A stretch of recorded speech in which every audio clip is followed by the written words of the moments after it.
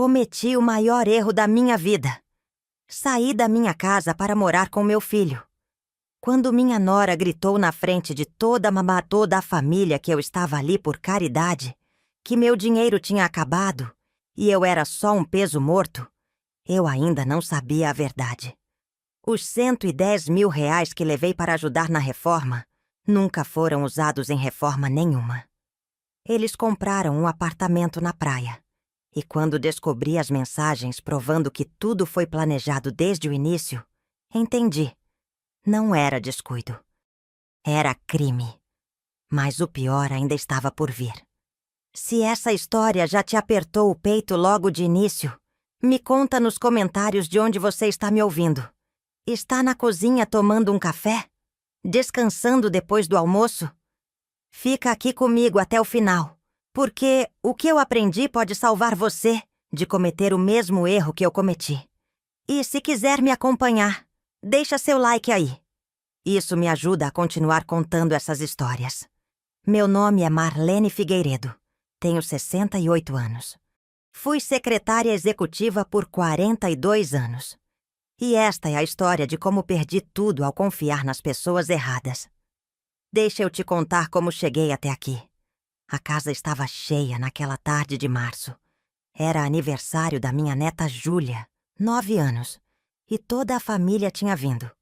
A irmã da Patrícia com o marido, até a sogra dela, Dona Aparecida.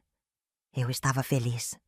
Fazia 5 meses que tinha ido morar com meu filho Ricardo e minha nora Patrícia em São Bernardo do Campo. E apesar de algumas tensões recentes, eu ainda acreditava que tinha feito a escolha certa. A mesa estava farta. Eu tinha feito o bolo de chocolate com cobertura de brigadeiro que a Júlia adorava desde pequena. Tinha ajudado a preparar o almoço. Sentia que ainda era útil, que ainda tinha meu lugar naquela família. Foi quando comecei a falar sobre a festa do ano que vem, sugerindo o buffet infantil que eu costumava levar os netos antes, que o mundo desabou. Patrícia largou o garfo no prato com força. O barulho fez todo mundo parar de comer. A senhora não tem mais dinheiro para buffet nenhum, Marlene. A voz dela saiu fria, cortante. Eu senti meu rosto esquentar. Aqueles 110.000 já acabaram faz tempo. A senhora está aqui é por caridade nossa. Se não gosta, a porta da rua é a serventia da casa. O silêncio que caiu sobre aquela mesa foi ensurdecedor. Ouvi a Júlia começar a chorar baixinho. A irmã de Patrícia olhou para o prato. Dona Aparecida levantou e saiu da sala sem dizer palavra. E meu filho Ricardo? Meu único filho, que eu carreguei no colo, que eu criei sozinha por anos enquanto o pai viajava a trabalho? Ele ficou olhando para o prato dele. Não disse uma palavra. Não me defendeu. Não olhou para mim. Levantei daquela mesa com as pernas tremendo. Fui pro meu quartinho nos fundos, aquele que antes era despensa e agora era tudo que me restava de espaço naquela casa. Tranquei a porta e sentei na cama. R$ 110.000 acabaram em 5 meses? Isso não era possível. Eu tinha feito as contas. Aquele dinheiro deveria durar anos. Tinha 50.000 para na reforma que nunca vi acontecer. E 60.000 para minhas despesas que mal tinha tocado. Foi ali naquele quartinho apertado que cheirava a mofo, ouvindo os risos constrangidos da família retomando o almoço lá fora, como se nada tivesse acontecido, que eu entendi. Alguma coisa estava muito, muito errada. E eu precisava descobrir o quê. Porque eu não tinha sido sempre assim. Eu não era essa mulher pequena, humilhada, escondida num quarto de despensa. Eu tinha sido Marlene Figueiredo, secretária executiva do Hospital Israelita Albert Einstein, por 42 anos. Eu tinha comandado agendas de diretores, organizado cirurgias complexas, resolvido crises. Eu tinha comprado meu próprio apartamento. Eu tinha criado meu filho. Mas naquele momento, sentada naquela cama, eu não sabia quem eu era mais. Só sabia que tinha cometido um erro enorme, e precisava descobrir como consertar isso antes que fosse tarde demais. Deixa eu te contar quem eu era antes de tudo isso acontecer. Porque, para entender onde eu cheguei, você precisa saber de onde eu vim. Eu me casei com Antônio em 1979. Eu tinha 22 anos, ele 26. A gente se conheceu no Hospital das Clínicas, onde eu trabalhava como recepcionista, e ele era técnico em manutenção. Antônio era um homem bom, trabalhador, honesto, daqueles que acordava às 5 da manhã e voltava para casa às 7 da noite, cansado, mas sempre com um sorriso para mim. Ricardo nasceu em 81. Foi parto difícil. Fiquei 3 dias em trabalho de parto. Mas quando coloquei meu filho nos braços pela primeira vez, jurei para mim mesma que aquele menino nunca ia passar necessidade. Nunca ia faltar nada para ele. E não faltou. Antônio trabalhava como representante comercial, viajava muito. Semanas inteiras fora. Então fui eu quem criou o Ricardo na prática. Eu que acordava de madrugada quando ele tinha febre. Eu que fazia lição de casa com ele. Eu que ia nas reuniões da escola. Eu que costurava o uniforme quando rasgava, que fazia a marmita todo dia, que lavava a roupa, que limpava a casa.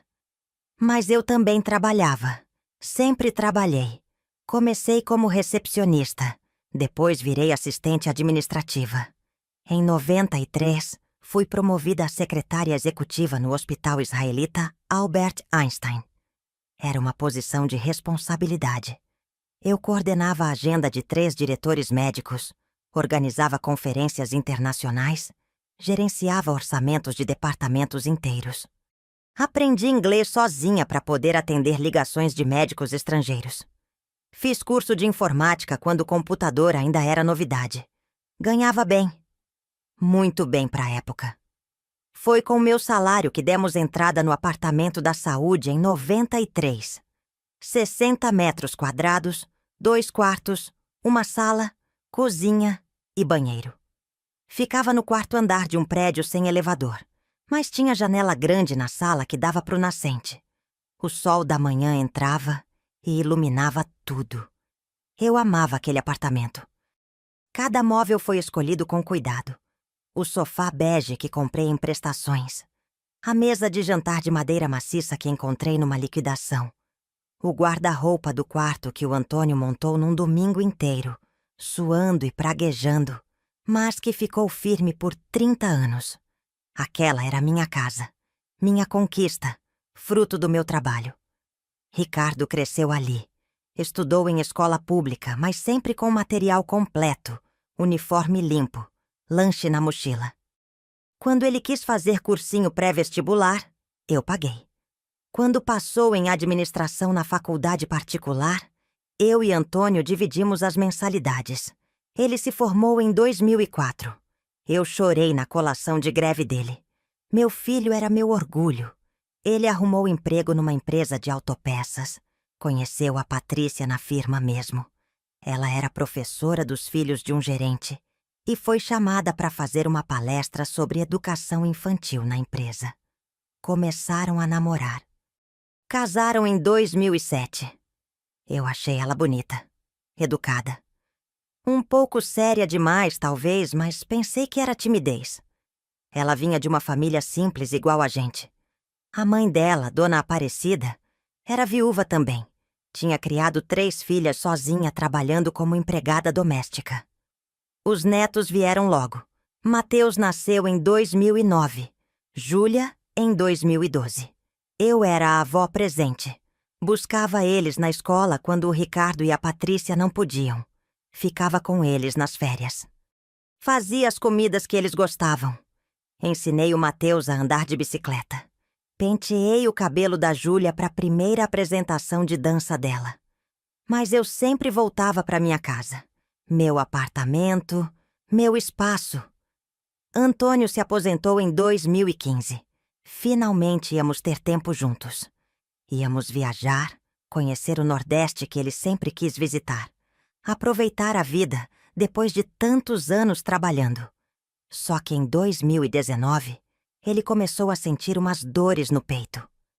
No começo achou que era azia. Quando foi no médico já era tarde. Câncer de pulmão avançado.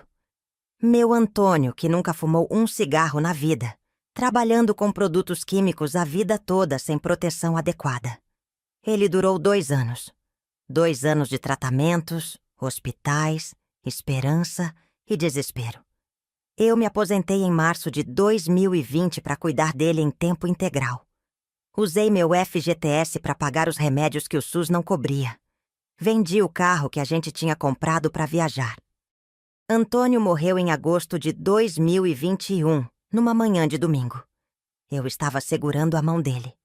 As últimas palavras que ele conseguiu dizer foram: "Você é forte, Marlene. Mais forte que imagina." Depois do enterro, voltei pro apartamento vazio. 60 metros quadrados que de repente pareciam imensos e silenciosos demais. Mas eu continuei. Porque era o que eu sabia fazer. Continuar. Vivi sozinha por 2 anos. Tinha minha rotina. Acordava às 7, fazia café, tomava meus remédios para pressão. Ia na feira às quartas. Encontrava com as antigas colegas do Einstein 1 vez por mês para almoçar e colocar a conversa em dia. Participava de um grupo de crochê na igreja do bairro. Minha vida era simples, mas era minha. Tinha solidão? Tinha. Saudade do Antônio? Todo dia. Mas eu estava bem. Estava conseguindo. Até que Ricardo começou a ligar com mais frequência. "Mãe, a senhora não devia ficar sozinha nessa idade. Mãe, e se acontece alguma coisa e não tem ninguém para ajudar?" "Mãe, a gente tem tanto espaço sobrando aqui em casa." No começo eu ignorava. Agradecia a preocupação, mas dizia que estava bem, que gostava da minha independência, que não queria incomodar. Mas ele insistia. E a Patrícia também começou a falar. Ligava, mandava mensagem. "Sogra, seria tão bom ter a senhora aqui perto. As crianças sentem sua falta. A gente podia se ajudar, não é?" Eu resistia, porque no fundo eu sabia. Sabia que minha casa era minha liberdade. Sabia que enquanto tivesse meu espaço, eu tinha poder de escolha. Mas aí veio aquela queda no banheiro. Foi em julho de 2023. Bobagem. Escorreguei no box, bati o quadril. Nem foi nada grave, só um roxo. Mas eu fiquei assustada. E quando o Ricardo soube, ele ficou desesperado. "Viu, mãe? Viu o que pode acontecer? E se a senhora bate a cabeça? E se ninguém sabe que a senhora caiu?" A partir dali, não teve mais sossego. Ligações todo dia. Visitas todo fim de semana. Os netos dizendo que queriam a vovó morando perto. Patrícia falando de como seria bom eu ajudar com as crianças enquanto ela trabalhava. De como eu não precisava mais ficar sozinha. De como família tinha que ficar junta. Eu estava cansada. Cansada de ficar sozinha de verdade. Cansada de jantar olhando para a cadeira vazia do Antônio. Cansada de acordar de madrugada e não ter ninguém para conversar. E então pensei, por que não? São meu filho e meus netos. É minha família. Talvez seja bom mesmo. Talvez eu esteja sendo teimosa demais. Em outubro de 2023, eu cedi. Coloquei o apartamento à venda. Um casal jovem se interessou rapidamente. Pagou 410 mil à vista. Assinei a escritura numa sexta-feira de tarde. O tabelião me parabenizou pela venda. Eu sorri e agradeci, mas senti um aperto no peito que não consegui explicar. Depositei 300 mil numa poupança. "Pro meu futuro", eu disse pro gerente do banco. "Pra nunca mais depender de ninguém." E separei 110 mil em espécie para levar pros meus filhos. 50 mil para a reforma, 60 mil para os meus gastos. Ricardo tinha falado que iam ampliar a casa, fazer um quartinho confortável para mim, arrumar o banheiro. Na última noite no apartamento, sentei no sofá bege e olhei em volta. As paredes vazias onde antes tinha as fotos de família. O eco que a minha voz fazia no espaço vazio. as marcas no chão onde ficava a mesa de jantar. Chorei. Chorei muito. Mas no dia seguinte, sequei as lágrimas, peguei minhas malas e fui. Porque eu achei que estava fazendo a coisa certa. Achei que estava escolhendo família, escolhendo amor, escolhendo não ficar sozinha. Eu não sabia que estava entregando tudo. Minha casa, minha liberdade, meu poder. Não sabia que aquele era o começo do meu maior erro. Os primeiros 2 meses morando com Ricardo e Patrícia foram toleráveis. Eu tinha um quarto nos fundos da casa. Pequeno, é verdade. Tinha sido despensa antes. Ainda cheirava a guardados. Mas Ricardo disse que era temporário, que logo fariam a reforma. Coloquei minha cama, meu guarda-roupa pequeno, algumas fotos. Tentei fazer daquilo um lar. De manhã eu acordava cedo, como sempre fiz a vida toda. Fazia café para todo mundo. Preparava o lanche dos netos. Ajudava a Júlia a pentear o cabelo. O Mateus a achar o material da escola. A Patrícia saía correndo para o trabalho dela na escola. O Ricardo para a empresa. Eu ficava em casa. No começo eles agradeciam. Obrigada, mãe, você ajuda tanto. Que bom ter a senhora aqui, sogra. Mas foi mudando. Começou devagar. Patrícia passou a deixar louça suja na pia. Você não está fazendo nada mesmo, né, sogra? Tonzinho leve, quase brincadeira. Mas não era brincadeira. Eu lavava a louça. Aí começou a deixar roupa para passar. Já que a senhora passa a sua, podia passar a nossa também, né? Afinal, a senhora mora aqui de favor. Eu passava a roupa. As crianças começaram a ser proibidas de entrar no meu quarto. Não incomoda a vovó. Mas não era para não me incomodar. Era para me isolar. Quando eu cozinhava minhas receitas, Patrícia fazia cara feia. Muita gordura, sogra. A gente não come essas coisas. Aí pedia pizza. Não me ofereciam. Eu comia arroz com ovo no meu quarto. Ricardo começou a chegar tarde. Muito tarde. Quando eu tentava conversar com ele sobre qualquer coisa, ele dizia que estava cansado, que tinha sido um dia difícil. Que a gente conversava depois. Depois nunca chegava. Em janeiro, 2 meses depois que eu me mudei, as coisas ficaram mais estranhas. Perguntei sobre a reforma. Ricardo desconversou. A gente está vendo orçamentos ainda, mãe. Perguntei sobre os 50 mil que dei para a reforma. Está guardado, mãe. Tranquila. Mas não tinha obra nenhuma acontecendo. Não tinha pedreiro, não tinha material, nada. Comecei a me sentir desconfortável. Perguntei se podiam me dar os extratos do dinheiro. Pra quê, mãe? Não confia na gente? Ricardo falou aquilo com uma dureza que eu nunca tinha visto nele. Fiquei quieta. As refeições viraram tortura. Eu comia em silêncio. Quando falava qualquer coisa, Patrícia suspirava alto, revirando os olhos. Ricardo não me olhava mais nos olhos. Os netos pararam de me procurar. Quando eu tentava conversar com eles, saíam correndo. Depois eu descobri. Patrícia tinha dito que vovó estava cansada e precisava de espaço. Mentira. Eu era sendo apagada. Fevereiro foi pior. Eu já não saía mais do quarto a não ser para cozinhar e limpar. Já não me sentia bem-vinda na sala. Já não assistia TV com eles. Patrícia reclamava do meu programa. Que coisa mais chata, sogra! Comecei a pular refeições. Comia no quarto. Pão com manteiga. Bolacha. O que tinha? Ricardo não perguntava mais como eu estava. Não puxava conversa. Evitava ficar sozinho comigo. Eu estava virando um fantasma naquela casa. Presente, mas invisível. Aí chegou março. Aniversário da Júlia. Patrícia avisou uma semana antes. Vou fazer um almoço aqui em casa. Vem a Renata, o Fábio, minha mãe. Comida simples, nada demais. Eu fiquei feliz. Pensei, vou fazer o bolo que a Júlia adora. O de chocolate com brigadeiro. Mostrar que ainda sou útil. Que ainda tenho meu lugar aqui. Acordei cedo naquele dia. Fui no mercadinho da esquina, comprei os ingredientes com o dinheiro do meu bolso. Voltei e fiz o bolo com todo o cuidado do mundo. 3 camadas de massa. Recheio de brigadeiro cremoso, cobertura brilhando. Quando a Júlia viu, os olhinhos dela brilharam. Vovó, você fez meu bolo preferido. Meu coração esquentou. Pensei, ainda bem, ainda sou alguém importante para ela. A família foi chegando. A Renata, irmã da Patrícia, com o marido Fábio. Dona Aparecida, a mãe da Patrícia.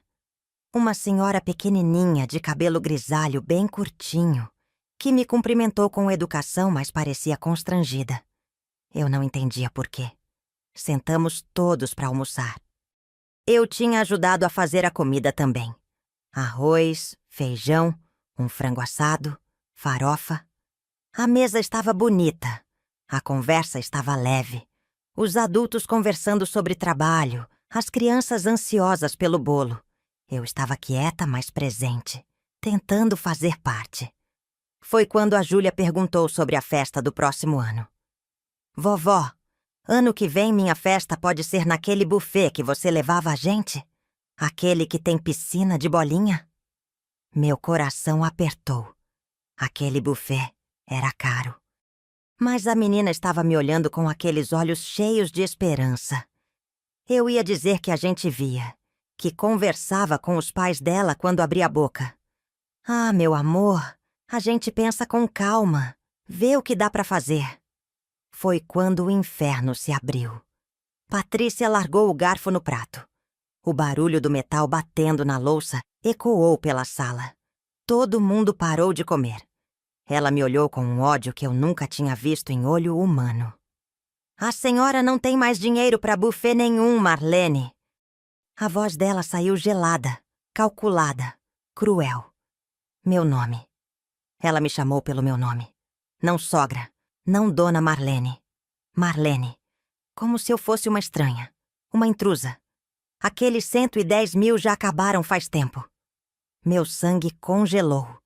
As palavras dela ecoavam na minha cabeça, mas eu não conseguia processar. 110 mil. Acabaram? Em 5 meses? Como? A senhora está aqui é por caridade nossa. Caridade. A palavra caiu em cima de mim como uma pedra. Eu que trabalhei 42 anos da minha vida. Eu que criei meu filho sozinha. Eu que paguei a faculdade dele. Eu estava ali por caridade? Se não gosta, a porta da rua é a serventia da casa. O silêncio que caiu sobre aquela sala foi tão pesado que eu não conseguia respirar. Ouvi um soluço baixinho. A Júlia estava chorando, assustada. O Mateus olhava para o prato, tenso. A Renata e o Fábio ficaram completamente imóveis, como se qualquer movimento fosse piorar a situação. Dona Aparecida levantou da cadeira tão rápido que a cadeira rangeu. Ela não olhou para ninguém. Saiu da sala quase correndo. Ouvi a porta da rua bater. E Ricardo? Olhei para o meu filho, aquele menino que eu carreguei no colo, que eu acordei de madrugada para dar mamadeira, que eu sentei do lado fazendo lição de casa, que eu paguei cursinho, faculdade, casamento. Ele estava olhando para o prato, mexendo na comida com o garfo. Não levantou os olhos. Não disse uma palavra. Não me defendeu. Senti as pernas falharem. Levantei da cadeira com dificuldade, as mãos tremendo. Atravessei a sala sem olhar para ninguém. Cada passo parecia pesar uma tonelada. Entrei no meu quartinho. Tranquei a porta. Sentei na cama e foi como se um dique se rompesse. Chorei. Chorei tanto que não conseguia respirar direito. Soluços que saíam do fundo do peito, daquele lugar onde a gente guarda as dores que não têm nome. Lá fora, ouvi vozes abafadas. Alguém tentando salvar a festa. Risos constrangidos. A vida continuando como se nada tivesse acontecido. Como se eu não existisse. Como se eu não tivesse importância nenhuma. Olhei em volta do quartinho apertado. As paredes descascadas. O cheiro de mofo. A janela pequena que mal entrava luz. Aquilo era o que restou da minha vida? Aquele cubículo, depois de tudo que eu construí? E as palavras da Patrícia ecoavam, ecoavam, ecoavam. 110 mil já acabaram faz tempo. Não, não fazia sentido. 50 mil para a reforma que não aconteceu. 60 mil para os meus gastos que mal tinha tocado. Eu não gastava quase nada. Não saía. Não comprava roupa. Não pedia dinheiro. Como podia ter acabado? Levantei. Peguei meu caderninho onde anotava tudo. Sempre anotei tudo a vida inteira. Aprendi isso trabalhando no hospital. Anotar, conferir, ter certeza. Comecei a fazer as contas. 5 meses morando ali. Outubro, novembro, dezembro, janeiro, fevereiro, março. 6 meses, na verdade. 60 mil para os meus gastos. Dividido por 6. 10 mil por mês? Eu gastava 10 mil por mês? Impossível. Eu não comprava nada. Não pagava nada. Comia o que tinha em casa. E os 50 mil da reforma? Cadê a reforma? Cadê o pedreiro, o material, a nota fiscal? Não tinha nada. A conta não fechava. Sentei na cama de novo, o caderninho tremendo na minha mão. Alguma coisa estava muito, muito errada. E pela primeira vez desde que eu tinha saído do meu apartamento, desde que eu tinha entregue minha casa, minha independência, minha vida nas mãos do meu filho, eu entendi uma coisa. Eu tinha sido enganada. Mas ainda não sabia o quanto. Passei aquela noite sem dormir, deitada na cama, olhando para o teto rachado, ouvindo os sons da casa. Lá fora, a vida continuava normal. Ouvi a TV ligada. Risadas. Patrícia falando alguma coisa, Ricardo respondendo. Como se nada tivesse acontecido. Como se não tivessem acabado de me destruir na frente de todo mundo. Quando amanheceu, não saí do quarto. Ouvi a movimentação matinal. Patrícia gritando com as crianças para se aprontarem. Ricardo saindo. A casa ficando em silêncio. Ninguém bateu na minha porta. Ninguém perguntou se eu estava bem. Ninguém se importou. Fiquei ali, horas, olhando para a parede. Pensei em Antônio. Se ele estivesse vivo, nada disso teria acontecido. Ele não deixaria. Ele me defenderia. Mas Antônio tinha morrido. E eu estava sozinha. Completamente sozinha. A fome apertou no finalzinho da tarde. Abri a porta devagarinho, como uma intrusa na casa de estranhos. A cozinha estava vazia. Tinha um pouco de arroz frio na panela. Esquentei. Comi ali mesmo, em pé, rápido, para ninguém me ver. Voltei pro quarto. Os dias seguintes foram iguais. Eu saía apenas quando precisava. Banheiro, um copo de água. Alguma coisa para comer quando não tinha ninguém por perto. Evitava cruzar com qualquer um. Virei sombra. Fantasma. Patrícia não falava mais comigo. Simplesmente me ignorava. Passava por mim na casa como se eu fosse móvel. Menos que móvel. Móvel a gente ainda limpa, ainda cuida. Eu era só... nada. Ricardo também não. No começo, ele ao menos parecia constrangido. Desviava o olhar quando me via. Mas depois de alguns dias, nem isso. Eu tinha deixado de existir para ele. As crianças não apareciam mais, nem para dar oi. Eu ouvia a voz deles lá fora, brincando, rindo. Mas nunca comigo. Uma semana depois daquele almoço terrível, numa manhã de quinta-feira, acordei com uma dor no peito. Não era dor física exatamente. Era uma coisa pior. Era vazio. Era... nada. Fui até o banheiro e olhei no espelho. Não me reconheci. Aquela mulher no espelho tinha o cabelo desgrenhado, grisalho, sem corte há meses. Tinha olheiras fundas, roxas. A pele estava pálida. Os olhos? Os olhos estavam mortos. Quem era aquela mulher? Não era Marlene Figueiredo. Não era a secretária executiva que coordenava departamentos inteiros. Não era a mulher que criou um filho sozinha enquanto o marido viajava. Não era a mulher que comprou apartamento próprio. Não era a mulher que organizava conferências internacionais.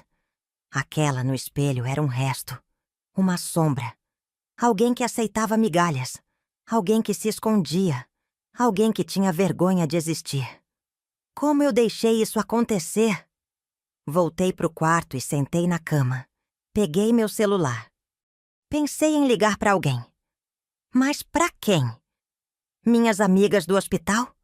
Ia dizer o quê? Que tinha sido humilhada pelo próprio filho? Que estava morando de favor na casa dele depois de dar 110 mil reais? A vergonha era grande demais.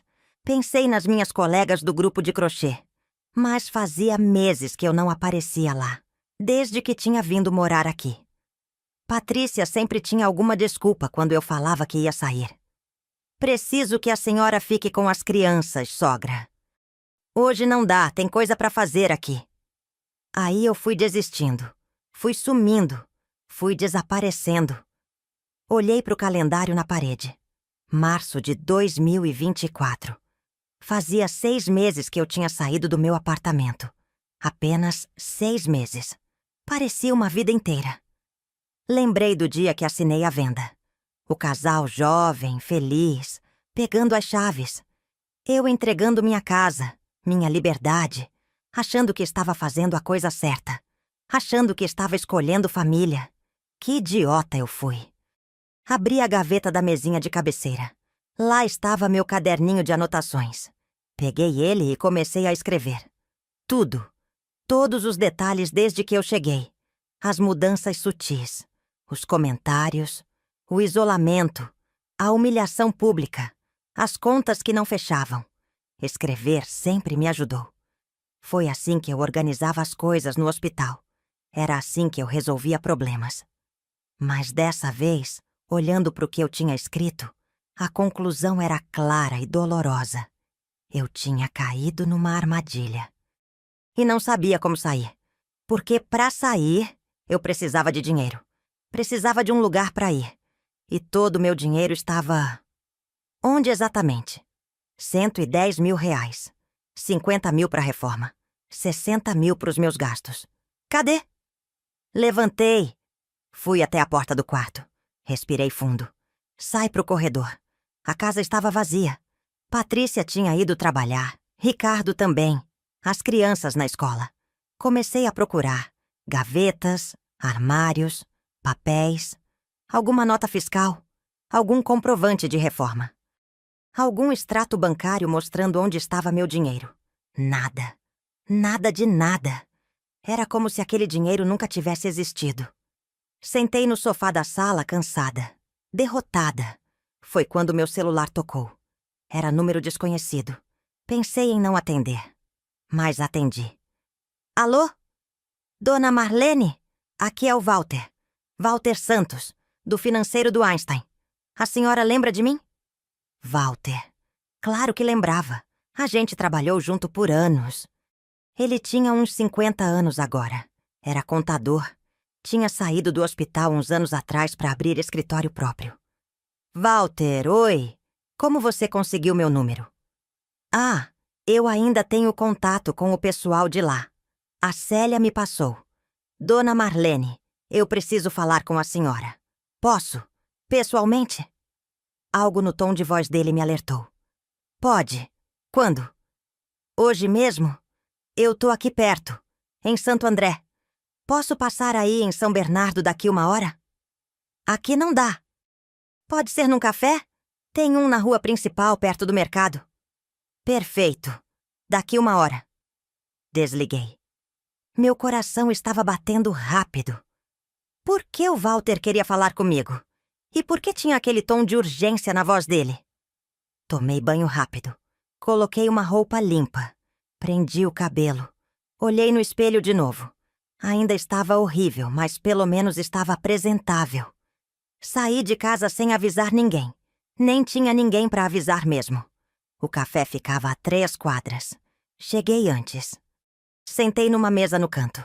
Pedi só água. Não tinha estômago para mais nada. Walter chegou 15 minutos depois. Cabelo grisalho, óculos de grau, pasta executiva embaixo do braço.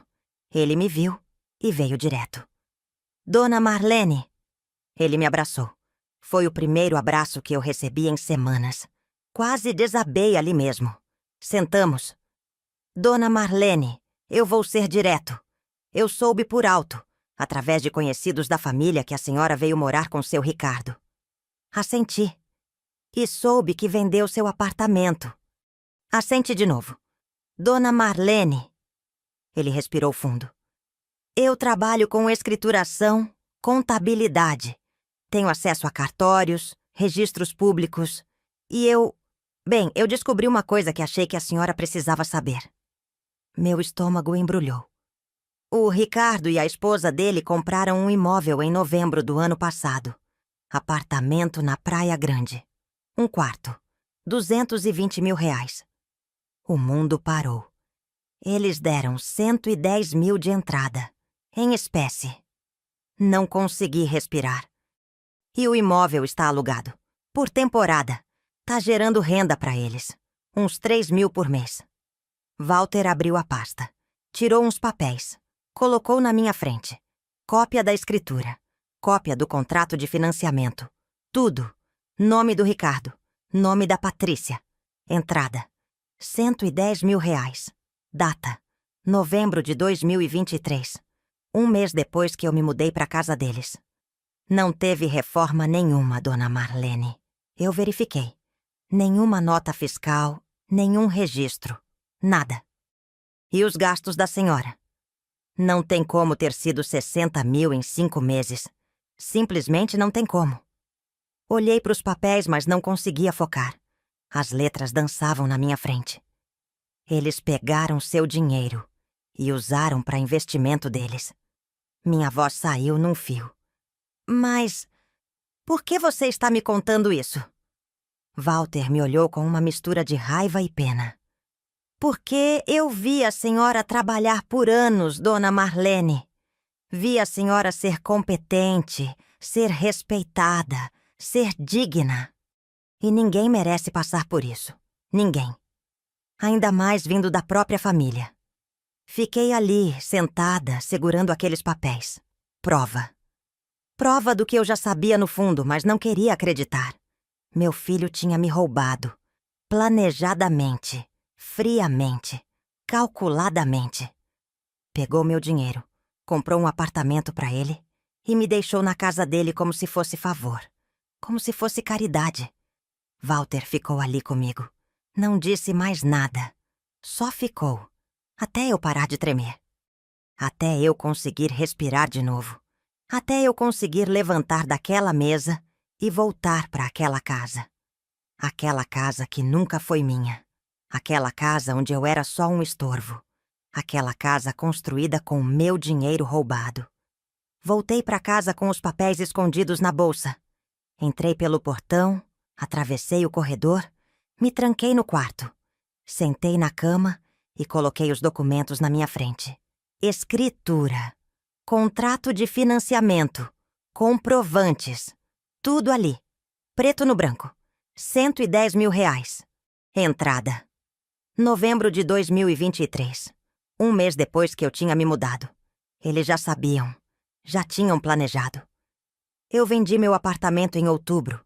E em novembro, eles já estavam comprando o deles. Com meu dinheiro. Fiquei ali não sei quanto tempo. Só olhando. Tentando processar. Como chegou nesse ponto? Como meu filho, o menino que eu carreguei no colo, virou essa pessoa? Comecei a lembrar. Ricardo sempre foi um menino bom. Calmo. Obediente. Talvez obediente demais. Eu percebia isso quando ele era criança. Quando outras crianças mandavam nele, ele obedecia. Quando alguém falava mais alto, ele recuava. Eu achava que era jeitinho dele, que era educação, que ele ia aprender a se impor quando crescesse. Mas ele não aprendeu. Antônio sempre falava: Marlene, você protege demais esse menino. Ele precisa aprender a bater de frente. Eu discordava. Achava que estava criando um filho respeitoso, não agressivo. Mas talvez o Antônio estivesse certo. Talvez eu tenha criado um filho sem espinha dorsal. Um filho que se curva, que obedece quem grita mais alto. E quem gritava mais alto na vida dele agora? Patrícia. Eu vi isso ao longo dos anos, mas não quis acreditar. Às vezes que Ricardo começava a falar alguma coisa e Patrícia cortava. As decisões que ela tomava sozinha, a forma como ela mandava nele, e ele simplesmente aceitava. Amor, hoje você vai buscar as crianças. Amor, preciso que você faça tal coisa. Nunca era pedido, era ordem. E ele cumpria. Mas isso não justificava nada. Fraco ou não, manipulado ou não, ele era adulto. Ele tinha feito escolhas. E a escolha dele foi me trair. Fechei os olhos e deixei as memórias virem. Eu nos anos 70, chegando em São Paulo sozinha. 20 anos, vinda do interior. Sem nada além de uma mala e coragem. Eu conseguindo o emprego de recepcionista. Dormindo em pensão. Comendo pão com mortadela para economizar. Eu conhecendo o Antônio. Ele com aquele sorriso torto. Me convidando para tomar café. Eu achando que não tinha tempo para namorado. Ele insistindo. Eu cedendo. A gente casando na igreja pequena. Meu vestido de noiva comprado em brechó mais limpo. Passado. Lindo. A gravidez do Ricardo. Eu trabalhando até o último dia. Voltando pro trabalho 2 meses depois porque a gente precisava do dinheiro. As noites em claro. Ricardo doente. Eu cuidando sozinha porque Antônio tinha viajado de novo. Eu fazendo com pressa. Medindo febre de meia em meia hora. Orando pra passar. As promoções que eu conquistei. Recepcionista. Assistente. Secretária. Cada degrau subido com competência. Com estudo. Com dedicação. Eu voltando pra casa depois de um dia inteiro de trabalho. E ainda tendo que limpar casa. Fazer comida. Cuidar de criança. Eu pagando prestação do apartamento. Todo mês. Religiosamente. Até quitar. Eu pagando faculdade do Ricardo. Mensalidade por mensalidade. Eu cuidando do Antônio doente. 2 anos. 2 anos vendo o homem que eu amava definhar. Limpando quando ele não conseguia ir no banheiro sozinho. Segurando a mão dele nas madrugadas de dor. Dizendo que ia ficar tudo bem, mesmo sabendo que não ia. Eu enterrando meu marido. Jogando terra em cima do caixão. Voltando pra casa vazia. Continuando. Porque era o que eu sabia fazer. Continuar. E no final de tudo isso, de uma vida inteira de trabalho, de dedicação, de sacrifício, onde eu estava? Num quarto de despensa, com cheiro de mofo. Escondida, humilhada, roubada. Mas sabe o que doía mais? Não era o dinheiro. Era a invisibilidade. Era ter virado nada. Menos que nada. Era ter vivido 68 anos, ter construído tanta coisa, ter sido tão competente e, de repente, não importar mais. Como se tudo que eu fiz não tivesse valor. Como se eu não tivesse valor. Levantei da cama. Fui até o espelho de novo. Olhei para aquela mulher. Aquela mulher cansada, ferida, invisível. E pela primeira vez em semanas, eu senti alguma coisa diferente da dor. Raiva. Raiva de ter deixado isso acontecer. Raiva de ter me tornado isso. Raiva de ter aceitado migalhas. Raiva de ter ficado quieta. Mas também algo mais. Uma lembrança. Uma fagulha. De quem eu tinha sido. Marlene Figueiredo. Secretária executiva. A mulher que coordenava departamentos. Que organizava cirurgias complexas. Que resolvia crises. Que não aceitava desaforo de ninguém. Nem de diretor médico, nem de ninguém. Aquela mulher não morreu. Ela só tinha ficado escondida. Enterrada debaixo de humilhação e dor. Mas ela ainda estava ali. Peguei meu celular. Liguei pro Walter. Ele atendeu no segundo toque. Dona Marlene? Walter, você conhece algum advogado? Silêncio do outro lado. Depois... Conheço. Muito boa, inclusive. Especialista em direito de família. Se a senhora quiser, eu posso marcar uma reunião.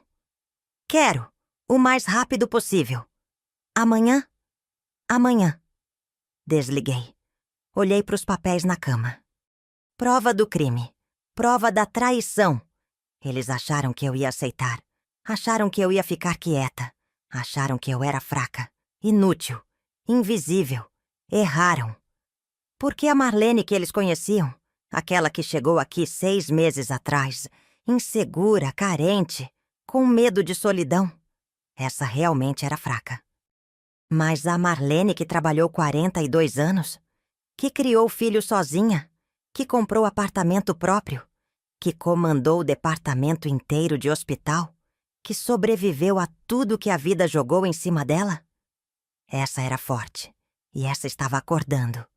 Se essa parte também te apertou o peito, me conta nos comentários. Às vezes a gente só precisa saber que não tá sozinha, não é?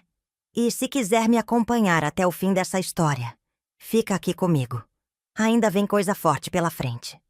Porque o que eu aprendi nessa jornada toda pode ser o que você precisa ouvir agora. Passei aquela noite organizando. Peguei meu caderninho. Anotei tudo. Tudo. Datas, valores, conversas que lembrava, promessas que fizeram, mentiras que contaram.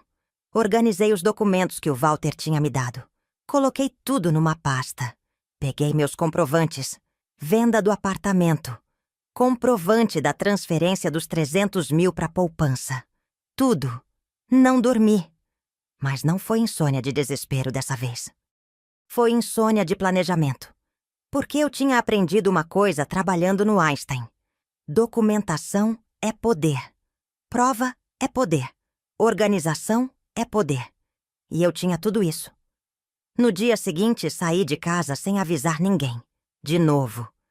Encontrei Walter num escritório no centro de Santo André. Ele estava com uma mulher de uns 45 anos. Cabelo preso num coque, terno cinza, óculos de grau. Ela levantou quando me viu. Dona Marlene? Sou Simone Tavares, advogada. É um prazer. Apertamos as mãos. Sentamos. Abri minha pasta e coloquei tudo em cima da mesa. Tudo. A doutora Simone foi pegando documento por documento, lendo, conferindo, anotando. Quando terminou, ela tirou os óculos e me olhou. Dona Marlene, a senhora tem um caso fortíssimo aqui. Meu coração disparou. Isso é estelionato, apropriação indébita. A senhora deu dinheiro para uma finalidade específica, reforma, que não foi executada.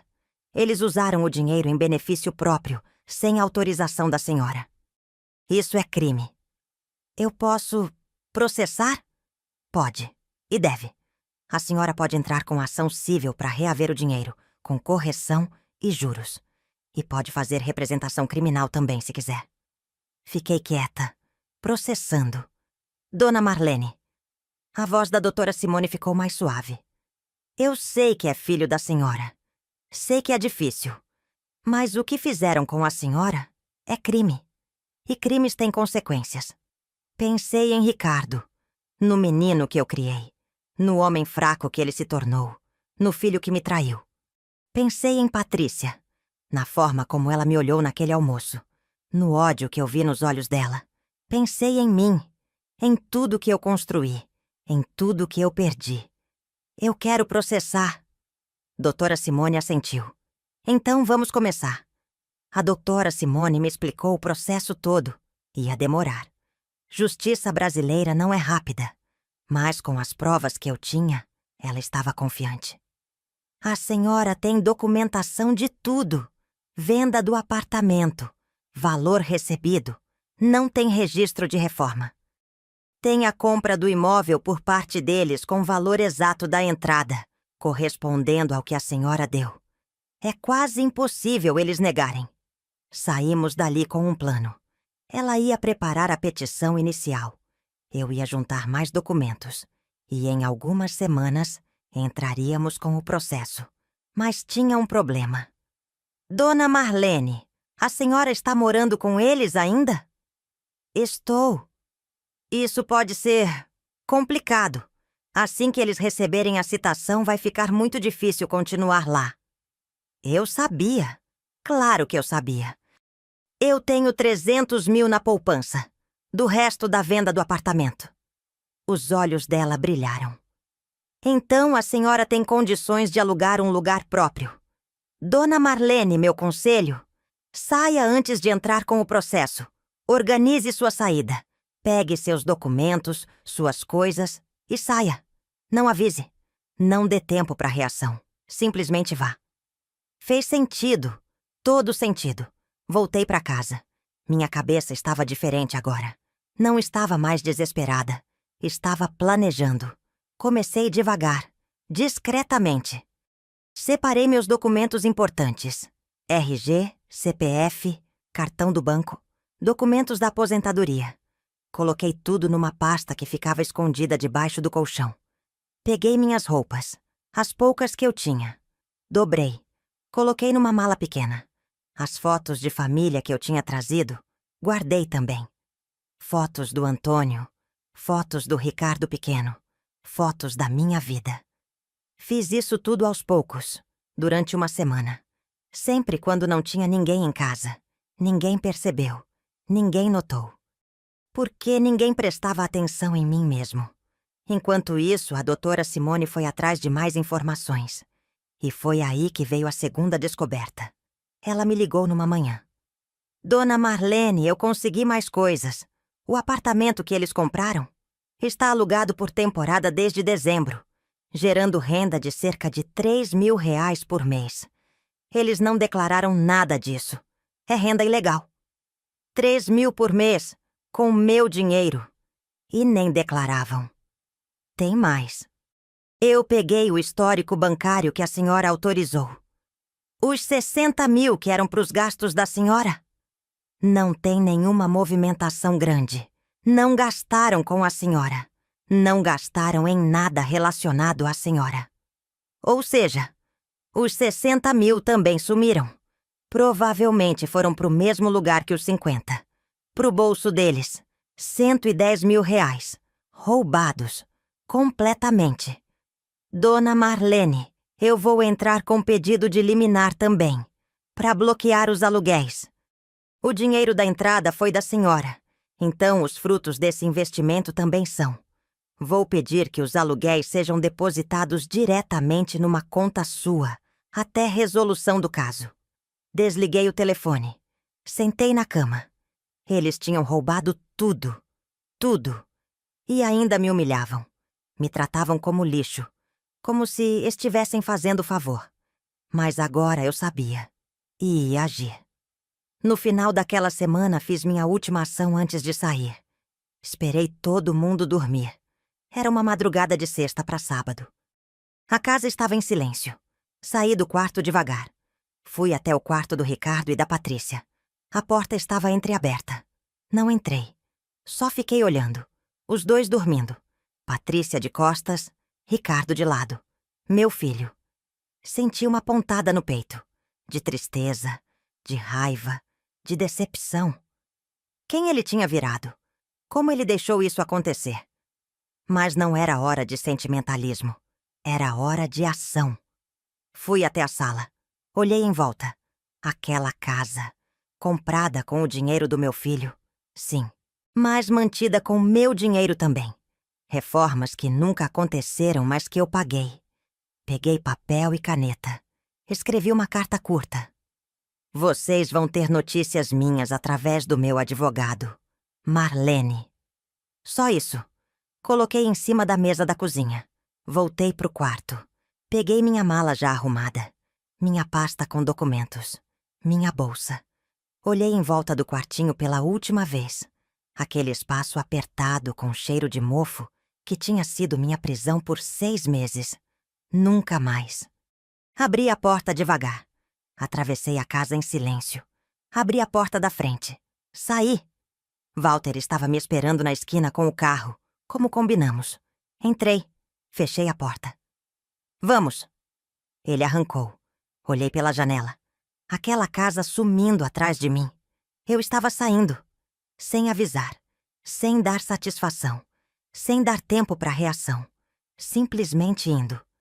Walter tinha me ajudado a achar uma pensão. Pensão Estrela da Liberdade, no centro de São Paulo. Quarto individual, banheiro compartilhado, 1.200 por mês. Temporário, mas meu. Quando cheguei lá já era dia clareando. O quarto era pequeno, simples. Cama, guarda-roupa, mesinha, mas era limpo. E era meu. Sentei na cama, coloquei a mala no chão. E pela primeira vez em meses, respirei fundo. Livre. Meu celular tocou. Ricardo. Ignorei. Tocou de novo. De novo. De novo. Desliguei o celular. A doutora Simone tinha me orientado. Não atenda. Não responda.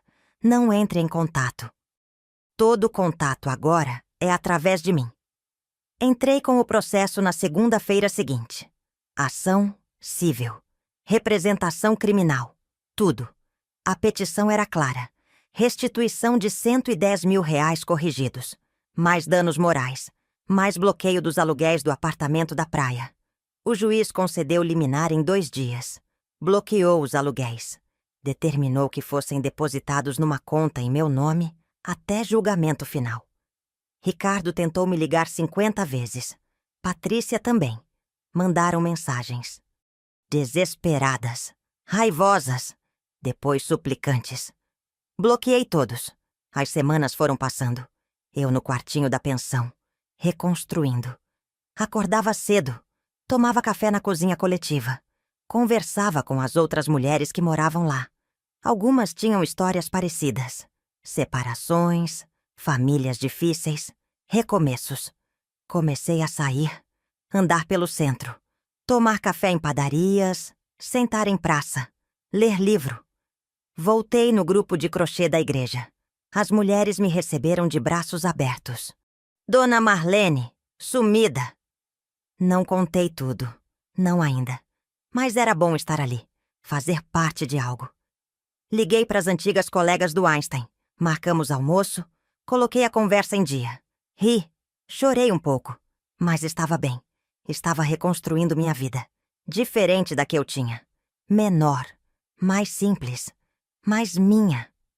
O processo foi andando, rápido para padrões brasileiros. As provas eram irrefutáveis. Walter tinha feito o trabalho perfeito. A doutora Simone era ótima. Em outubro, 4 meses depois que saí daquela casa, saiu a sentença de primeira instância. Procedente. Ricardo e Patrícia foram condenados a devolver 110 mil corrigidos. 128 mil com juros e correção. Em parcelas de 8 mil mensais, durante 16 meses. Bloqueio dos aluguéis mantido. O dinheiro continuaria vindo direto para mim. E tinha mais. Danos morais. 20 mil. Total. 148 mil a receber. A doutora Simone me ligou animada. Dona Marlene, é uma vitória e tanto. Pode ter recurso, mas com essas provas, dificilmente vão reverter. Recebi a primeira parcela 2 semanas depois. 8 mil na minha conta. Olhei pro extrato. Chorei. Não era nem tanto pelo dinheiro. Era pela justiça. Era por ter lutado. Era por não ter ficado quieta. Com o dinheiro das primeiras parcelas, mais o que ainda tinha na poupança, aluguei um apartamento pequeno no Cambuci. Um quarto, sala, cozinha, banheiro. 4º andar, sem elevador. Mas tinha janela grande na sala que dava pro nascente. O sol da manhã entrava e iluminava tudo. Igual meu apartamento antigo. Assinei o contrato no início de novembro. 2.300 mensais.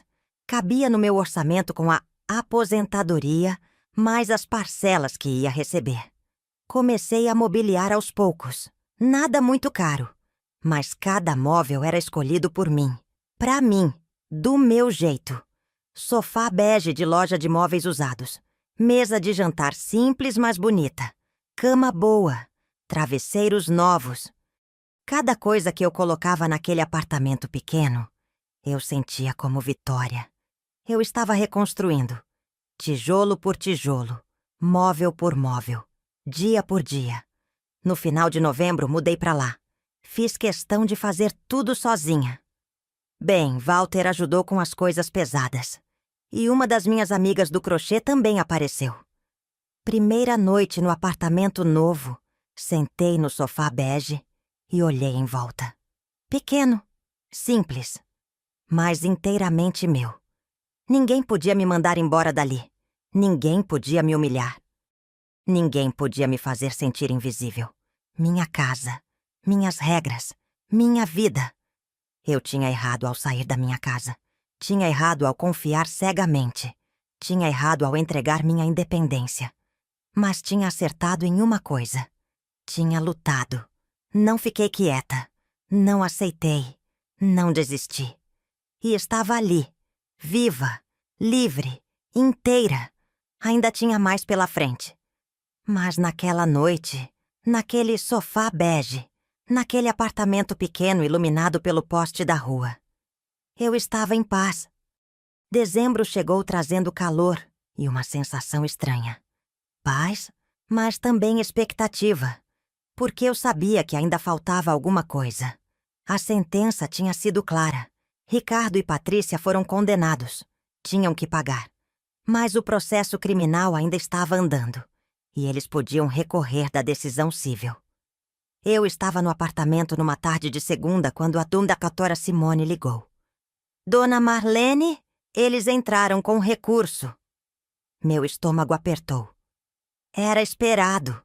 Mas Dona Marlene tem uma coisa. Eles estão alegando que a senhora deu o dinheiro de presente. Que não foi empréstimo. Que não tinha acordo de devolução. Presente. 110 mil reais de presente. Eles têm prova disso? Não. Mas vão tentar. E tem mais uma coisa. Seu filho quer falar com a senhora. Fiquei em silêncio. Ele ligou no escritório. Disse que precisa conversar pessoalmente. Que tem coisas para explicar. Que a senhora está sendo injusta. Injusta. Eu. Dona Marlene, a senhora não é obrigada a se encontrar com ele. Mas pode ser útil. Se ele confessar alguma coisa, se falar demais, pode ajudar nosso caso. Claro, só se a senhora se sentir confortável. Pensei. Pensei muito. Parte de mim não queria ver Ricardo nunca mais. Parte de mim ainda sentia aquela dor de mãe. Aquela vontade de entender, de ouvir, mesmo sabendo que não ia gostar do que ia ouvir. Eu encontro, mas num lugar público. E com a senhora avisada antes. Perfeito. Pode ser num café. Eu fico de sobreaviso. Qualquer coisa, me liga. Marquei pro sábado seguinte. Um café no centro. Meio da tarde. Cheio de gente. O dia chegou. Me arrumei. Roupas simples, mas dignas. Prendi o cabelo. Olhei no espelho. A mulher que me olhava de volta não era mais aquela fantasma de 6 meses atrás. Era uma mulher mais velha, cansada, mais inteira. De pé. Cheguei no café 10 minutos antes. Sentei numa mesa perto da janela. Pedi um café. Esperei. Ricardo chegou no horário. Sozinho. Quando vi ele entrar, meu coração disparou. Meu filho. Cabelo mais grisalho. Olheiras. Mais magro. Ele me viu. Veio até a mesa. Parou. Mãe. A voz dele saiu trêmula. Senta. Ele sentou. Não conseguia me olhar nos olhos. Ficamos em silêncio alguns segundos. Ele mexendo nas mãos. Eu esperando. Mãe, eu não sei por onde começar. Começa pela verdade. Pela primeira vez na vida, me conta a verdade. Ele engoliu seco. Mãe, quando a senhora veio morar com a gente realmente achava que ia ser bom. Eu achava. Mas a Patrícia, ela tinha outros planos. Claro que tinha. Ela falou que a gente podia usar o dinheiro da senhora para investir. Que a senhora não ia precisar daquilo tudo. Que a gente cuidava da senhora de qualquer jeito. Que era uma oportunidade. E você concordou. Não era pergunta. Era afirmação. Ele abaixou a cabeça. Eu não pensei direito. Achei que realmente a senhora não ia precisar. Que a gente ia cuidar da senhora. Que no fim dava tudo certo. Cuidar? Ricardo, olha pra mim. Ele levantou os olhos. Pela primeira vez. Você me deixou morar num quarto de despensa. Me fez servir vocês como empregada. Me isolou dos meus netos. Ficou calado quando sua esposa me humilhou na frente de todo mundo. Isso é cuidar? As lágrimas desceram no rosto dele. Eu sei, mãe, eu sei. Eu fui fraco. A Patrícia, ela manda em tudo. Ela decide tudo. E eu não tenho coragem de contrariar ela. Ali estava. A confissão. Meu filho era fraco. Sempre foi. E eu sempre soube. Mas ouvir da boca dele doeu de um jeito diferente. Ricardo, você é adulto. Você é pai. Você não pode colocar a culpa tudo na sua mulher. Você fez escolhas. Você me traiu. Eu sei, mãe. E eu me arrependo. Todo dia eu me arrependo. Ele estava chorando agora. Abertamente. As pessoas no café olhavam. A Patrícia tá desesperada. A gente tem que pagar 8.000 por mês e a gente não tem. Os aluguéis estão bloqueados. A gente tá contando moeda para sobreviver. Ela tá falando em pedir demissão. Tá virando um inferno, mãe. Parte de mim sentiu pena. Parte de mim sentiu satisfação. Parte de mim só sentiu tristeza. E você quer que eu faça o quê, Ricardo? Retire o processo? Esqueça que roubaram de mim? Volte para aquela casa e continue invisível? Não. Eu só queria pedir perdão. Eu errei muito. E eu perdi minha mãe por causa disso. Fiquei olhando para ele. Esse homem de 43 anos, chorando como criança. Meu filho, que eu criei, que eu amei, que eu dei tudo. Ricardo, eu não sei se eu consigo te perdoar. Não agora. Talvez nunca. O que você e a Patrícia fizeram comigo foi cruel. Foi calculado. Foi covarde. Eu sei. Eu errei ao sair da minha casa. Errei ao confiar cegamente em vocês. Mas você errou muito mais. Você me traiu. E traição não tem volta fácil. Ele soluçava, as mãos no rosto. O processo vai continuar, Ricardo. Eu vou receber meu dinheiro de volta. Todo ele. Com juros, com correção, com danos morais. Porque vocês cometeram um crime. E crimes têm consequências. Eu aceito, mãe. Eu aceito. A gente vai pagar. Eu prometo. Não é sobre aceitar.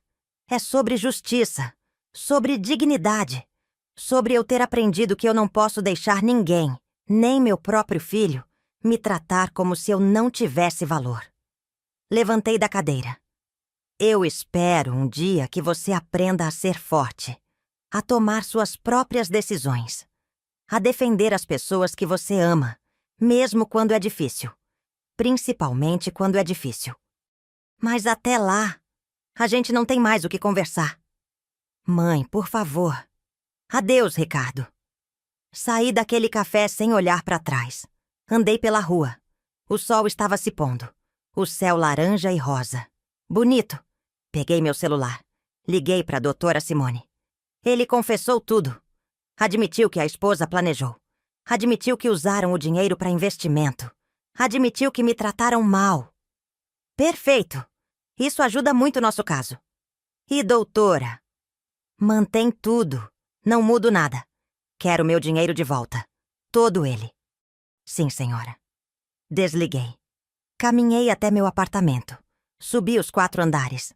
Abri a porta. Meu espaço. Minha paz. Sentei no sofá. Olhei em volta. Tinha visto meu filho. Tinha ouvido as desculpas dele. Tinha visto ele chorar. E não tinha mudado nada. Porque perdoar não significava voltar atrás. Perdoar não significava esquecer. Perdoar não significava aceitar ser tratada daquele jeito de novo.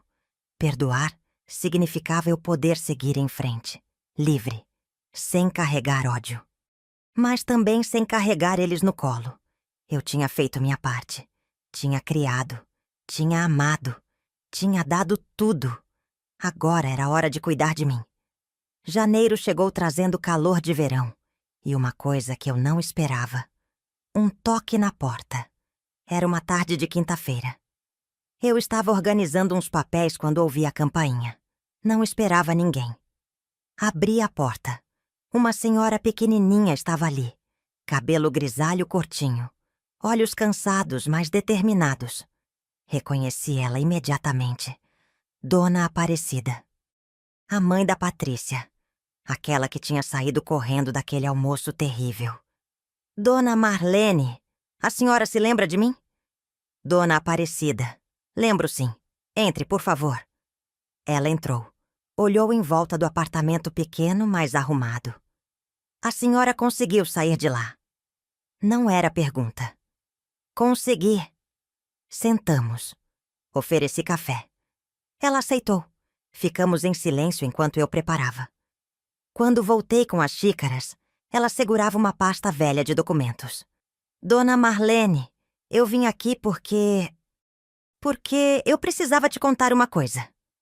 O tom de voz dela me alertou. Naquele dia do aniversário da Júlia, quando a Patrícia te humilhou daquele jeito, eu saí. Saí porque não aguentei, mas não foi só isso. Ela abriu a pasta, tirou uns papéis, documentos amarelados pelo tempo. A Patrícia fez exatamente a mesma coisa comigo. Meu sangue gelou. Foi em 2019, 5 anos atrás. Eu morava numa casa simples em Mauá. Casa própria, quitada. 2 quartos. Pequena, mas era minha. E aí, ela olhou para as mãos. A Patrícia começou a falar que eu não devia morar sozinha, que era perigoso, que eu devia vender a casa e morar com ela e o Ricardo. Ou então vender e ela fazia um investimento por mim. Eu já sabia onde aquilo ia dar. Eu vendi 250 mil. Dei 150 mil para ela. Ela disse que ia investir, que eu ia ter renda todo mês, que eu não precisava me preocupar. As lágrimas escorriam no rosto dela agora. Durante 6 meses eu morei com ela. Foi igual contigo. Aos poucos fui virando empregada. Depois estorvo. Ela começou a me tratar mal, a brigar por qualquer coisa. Até que um dia ela gritou comigo na frente do Ricardo que eu era intrometida, que estava criando problema, que era melhor eu ir embora. E você foi? Fui. Porque eu não tinha mais para onde ir. A casa tinha sido vendida. O dinheiro ela disse que tinha investido, mas que o investimento deu errado, que tinha perdido tudo. Meu Deus! Eu fiquei sem nada. Só a aposentadoria, 1.400 por mês. Aluguei um quartinho em Diadema por 600. É onde moro até hoje.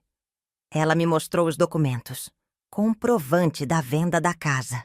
Comprovante de transferência de 150 mil para a conta da Patrícia. Mensagens antigas prometendo investimentos. Eu nunca processei. Tinha vergonha, medo.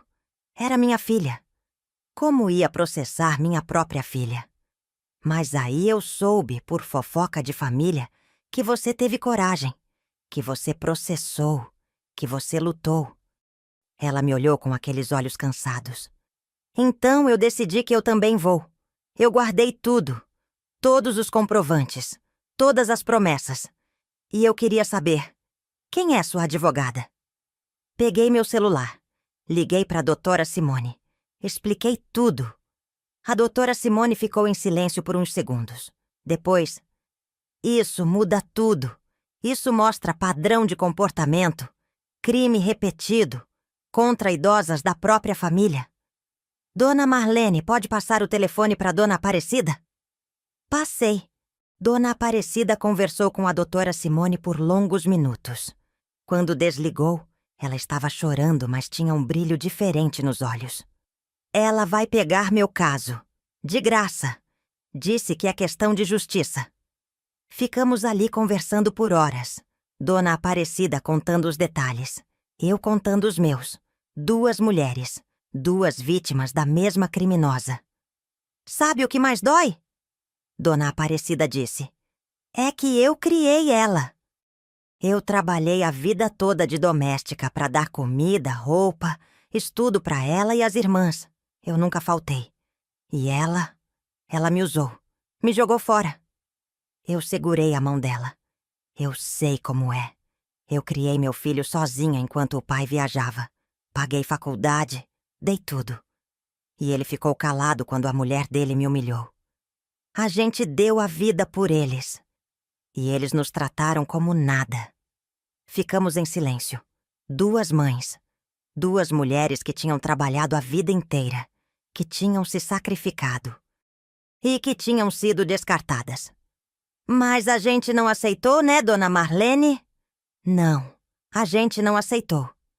Dona Aparecida entrou com o processo na semana seguinte. A doutora Simone juntou os 2 casos. Mostrou para o juiz que havia padrão. Crime continuado. Contra idosas. Da própria família. A coisa ficou séria. O processo criminal da Patrícia, que estava andando devagar, ganhou velocidade. Com 2 vítimas, 2 provas claras, virou prioridade. Fevereiro, março, abril. Os meses foram passando. Eu recebia minhas parcelas. 8.000 por mês. Os aluguéis bloqueados também vinham. 3.000. No total, 11.000 por mês além da aposentadoria. Dona Aparecida começou a receber também. Parcelas menores, mas recebia. A gente se via toda semana. Às vezes na minha casa, às vezes na dela. Viramos amigas, companheiras de luta. E tinha mais gente. Através do processo, através de notícia que saiu no jornal local, outras mulheres apareceram. Não vítimas da Patrícia. Mas mulheres que tinham passado por coisas parecidas. Filhos que roubaram, noras que manipularam, famílias que descartaram. A gente começou um grupo, informal no começo. Encontros num salão de igreja. Depois virou oficial. Grupo de apoio a idosas em situação de vulnerabilidade familiar. Eu nunca tinha imaginado que minha história ia virar isso. Que ia ter tanta gente passando pela mesma coisa. Mas tinha demais. Em junho de 2025, saiu a sentença criminal. Patrícia foi condenada. 2 crimes de estelionato contra idosas. 3 anos de prisão em regime semiaberto, convertidos em prestação de serviços e multa pesada devido ser ré primária. Mas com antecedentes criminais registrados. Ricardo foi condenado por cumplicidade. 1 ano convertido em multa e serviços comunitários. As condenações cíveis também foram mantidas, sem redução. 148.000 para mim, 120.000 para Dona Aparecida. Quando a Tatora Simone me ligou com a notícia. Eu sentei no sofá e chorei. Não de tristeza, de alívio, de justiça, de vitória. Justiça tinha sido feita. Mas sabe o que era mais importante que o dinheiro? Era saber que eu tinha lutado, que eu não tinha ficado quieta, que eu tinha recuperado minha dignidade. Hoje é janeiro de 2025. Faz 1 ano e 3 meses desde que saí daquela casa. Estou no meu apartamento. Pequeno, simples, mas completamente meu. Acordei cedo hoje como sempre acordo. Fiz meu café. Sentei na janela para ver o sol nascer. Essa é minha hora favorita do dia. A luz entrando pela janela. O silêncio da cidade ainda acordando. Olho em volta e vejo. O sofá bege que escolhi. A mesa de jantar que comprei. As cortinas que costurei. As plantas que estou cultivando na varanda. Cada detalhe aqui foi escolha minha. Tenho minha rotina de volta. Grupo de crochê às quartas. Almoço com as antigas colegas do Einstein, 1 vez por mês. E agora tenho o grupo de apoio às quintas-feiras, onde ajudo outras mulheres que estão passando pelo que eu passei. Semana passada chegou uma senhora de 71 anos. Ela tinha ido morar com a filha. A filha tinha pegado a aposentadoria dela. Agora a tratava como empregada. Eu sentei do lado dela, segurei a mão dela e disse: "Você não está sozinha. E você não precisa aceitar isso." Vi o rosto dela mudar. Vi a esperança voltar. É isso que eu faço agora. Uso minha história para ajudar outras mulheres a não cometerem o mesmo erro que eu cometi. Ou, se já cometeram, a terem coragem de sair. Porque é isso que eu aprendi. Nunca é tarde para recomeçar. Nunca é tarde para lutar pela sua dignidade. Nunca é tarde para dizer não. Dona Aparecida está bem. Conseguiu alugar um apartamento melhor com o dinheiro que está recebendo. A gente se fala todo dia. Ela virou minha melhor amiga. Ricardo! Ele me mandou uma carta na Match há 2 meses, pedindo perdão de novo.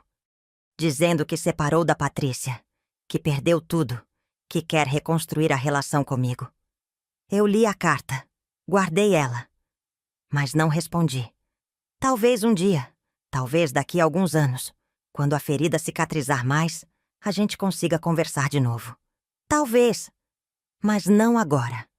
Agora eu preciso cuidar de mim. Preciso fortalecer o que eu reconstruí. Preciso me proteger, porque essa é outra coisa que aprendi. Perdoar não significa voltar. Perdoar não significa esquecer.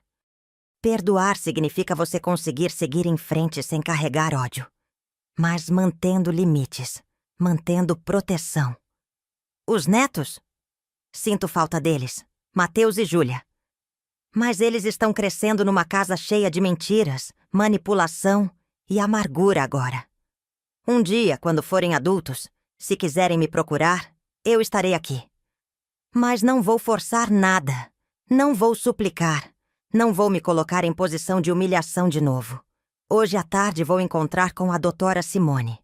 Não por processo, por amizade. A gente virou amigas ao longo desse ano. Vamos tomar café, conversar sobre a vida. E no fim de semana, vou pra praia. Sozinha. Reservei um hotel simples em Guarujá. 2 dias só meus. Pra olhar pro mar, pra caminhar na areia, pra sentir o vento no rosto. Porque eu posso.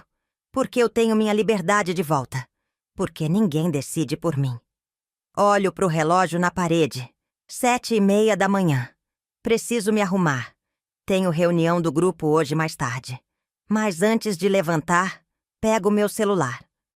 Olho pra você que está me ouvindo agora, do outro lado. Você que acompanhou essa história toda até aqui. E eu preciso te dizer uma coisa. Algumas coisas, na verdade. Eu errei. Errei ao sair da minha casa. Errei ao abrir mão da minha independência. Errei ao confiar sem questionar. Errei ao achar que família sempre significa segurança. Errei ao acreditar que amor significa aceitar tudo. Eu sei disso agora. Paguei caro por esses erros. Mas sabe o que eu não erro mais? Não erro mais em ficar quieta. Não erro mais em aceitar ser tratada como menos. Não erro mais em colocar os outros sempre na frente de mim mesma. Se você está pensando em fazer o que eu fiz, pare. Pense 10 vezes. Se alguém está te pressionando para vender sua casa, para abrir mão da sua independência, para facilitar a vida de todo mundo, desconfie. Pergunte por quê. Pergunte para quem isso realmente facilita. Enquanto você puder, enquanto você tiver saúde, enquanto você conseguir cuidar de si mesma, fique na sua casa. Mantenha sua independência. Mantenha seu poder de escolha. Porque quando você entrega tudo, às vezes não tem volta. Ou a volta custa muito caro. Se você já fez o que eu fiz, se você já está numa situação parecida, escuta o que eu vou te dizer. Você não tem que aceitar. Você não tem que aceitar ser tratada como peso morto. Você não tem que aceitar ser humilhada. Você não tem que aceitar ter seu dinheiro roubado. Você não tem que aceitar ser invisível. Você trabalhou a vida inteira. Você criou filhos. Você construiu coisas. Você tem valor. Você tem dignidade. E ninguém tem direito de tirar isso de você. Procure ajuda. Converse com alguém. Procure um advogado. Ligue para a assistência social. Não fique quieta. Eu sei que é difícil. Eu sei que é sua família. Eu sei que você tem medo, vergonha, culpa. Eu tive tudo isso também. Mas sabe o que eu descobri? Que família de verdade não faz isso. Família de verdade não rouba, não humilha, não descarta. E se fizeram isso contigo, então talvez não sejam a família que você merece. E para você que está assistindo e está do outro lado, talvez você seja o filho, a filha, a nora, o genro. Se você está pensando em pressionar sua mãe, seu pai, seus sogros a venderem a casa deles para facilitar, pensa direito. Pensa no que você está realmente fazendo. Porque independência não é teimosia. É dignidade, é poder, é liberdade. E quando você tira isso de alguém, você não está ajudando. Você está tirando a vida dessa pessoa. Se você ama de verdade, você protege a independência deles. Você visita, você ajuda. Mas você não toma. Levanto do sofá. Vou até a janela. O sol está completamente nascido agora, iluminando tudo, aquecendo. Penso em tudo que passei. A dor, a humilhação, a luta, a vitória. Valeu a pena? Não sei. Preferia não ter passado por isso. Preferia ainda estar no meu apartamento antigo, com minha vida simples, com minha paz. Mas já que passei, pelo menos não fiquei quieta. Pelo menos lutei. Pelo menos recuperei minha dignidade. E agora? Agora eu vivo. Dia após dia. Reconstruindo. Criando uma vida nova. Diferente da antiga. Menor em alguns aspectos, mas maior em outros. Porque agora eu sei quem eu sou. Sei do que sou capaz. Sei que posso cair, mas também sei que posso levantar. Sei que nunca mais vou deixar ninguém me fazer sentir invisível. Respiro fundo. Olho para o céu azul lá fora. E sussurro. Mais para mim mesma que para qualquer outra pessoa. Eu errei ao sair da minha casa, mas acertei ao lutar para ter uma nova. E essa ninguém tira de mim. Nunca mais. Esta história chegou ao fim. Mas a vida continua, não é mesmo? Cada uma de nós tem suas batalhas, suas quedas, suas vitórias. Se essa história tocou seu coração de alguma forma, se te fez pensar, se te alertou sobre algo, deixa seu like aí embaixo. Isso me ajuda a continuar trazendo essas histórias para você. E me conta nos comentários. Você assistiu até o final? O que mais te marcou? Você conhece alguém que está passando por isso? Ou talvez você mesma esteja. Não fica quieta. Procura ajuda. Você merece dignidade. Você merece respeito. Você merece uma vida inteira, não migalhas. Tem tantas outras histórias aqui no canal esperando por você. Histórias de outras mulheres que lutaram, que venceram, que aprenderam. Se quiser continuar ouvindo, se inscreve no canal. Tem sempre uma nova chegando. E lembra, nunca é tarde para recomeçar. Nunca é tarde para lutar. Nunca é tarde para dizer, eu mereço mais. Até a próxima história. E que você nunca precise viver uma igual à minha. Mas se precisar, que você tenha coragem de lutar. Um abraço forte no seu coração.